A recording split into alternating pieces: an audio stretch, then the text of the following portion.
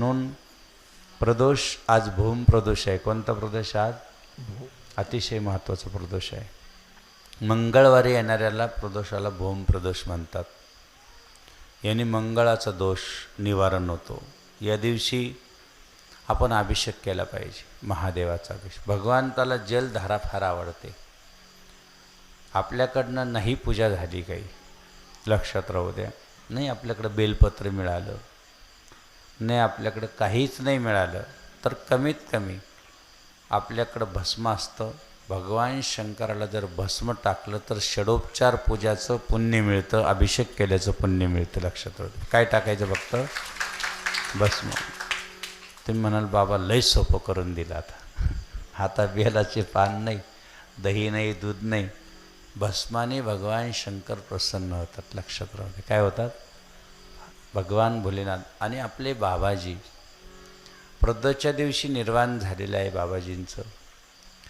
बाबाजी म्हणजे तुम्हाला काय सांगावं, साक्षात भगवान शंकराचं हे अवतार आहे या भूतलावर. विशेष म्हणजे त्यांना 3 वेळेस भगवान शंकर प्रत्यक्ष येऊन, समोर येऊन, त्यांना दीक्षा देऊन, विशेष म्हणजे त्यांना दर्शन देऊन, प्रत्यक्ष अनुभूती जे दिलेली आहे कलियुगामध्ये, प्रत्यक्ष भगवान शंकर दिसणं सोपं नाही आहे.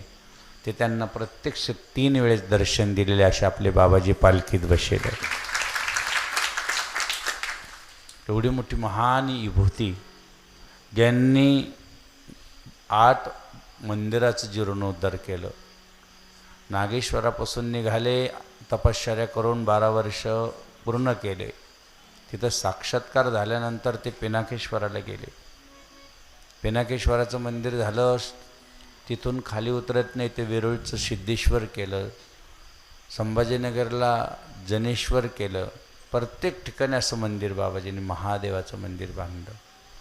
8 प्रकारचं त्याला नावं दिले. ओम शरवाय शितिमूर्ते नमः, ओम भवाय जिनमूर्ते नमः. बाबांनो, खूप गरजेचं आहे. प्रदोष केला ना तुम्ही तर सर्व दोषाचं निवारण होईल. एक दोष आपल्या याच्यात राहत, न पत्रिकेत राहत, ना आपल्या मनात राहत, ना आपल्या घरात राहत. म्हणून प्रदोष, एकादशी आणि सोमवार 3 उपवास फार महत्त्वाचे आहे.